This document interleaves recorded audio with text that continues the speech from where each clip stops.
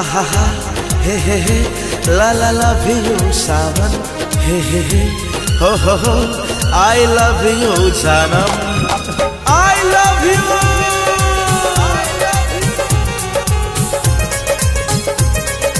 This song is mixed by Sugam Raja. एले मौसम सुहाना सावन के है ये हो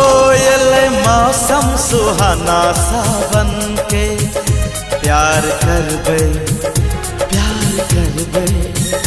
प्यार करबे नया डरबे हो एले मौसम सुहाना सावन के एले मौसम सुहाना सावन के प्यार करबै हो प्यार करबै नैया डरबै हो एले मौसम सुहाना सावन के एले मौसम सुहाना सावन के।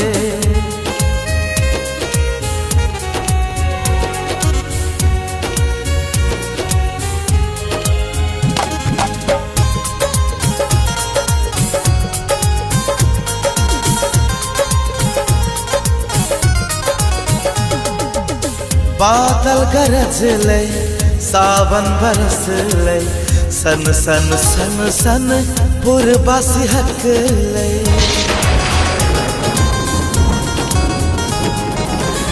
एले बहार फूल खिले गली गली प्रेमक खुशबू महक ले नाचे बगिया में उड़ उड़ के बुलबुल सनम आई कर ले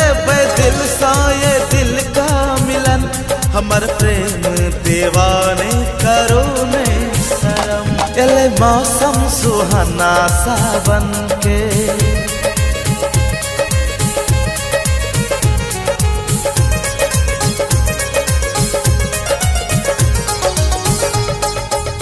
जेठ आषाढ़ सब महीना गुजर ले सावन महीना दिल जोर से धड़क ले हो आग लगाबे दुनिया जले या जवाना जल लेने प्रेम कहियो रित ई पुराना अहाँ का चल सा सब दिन लिपट कर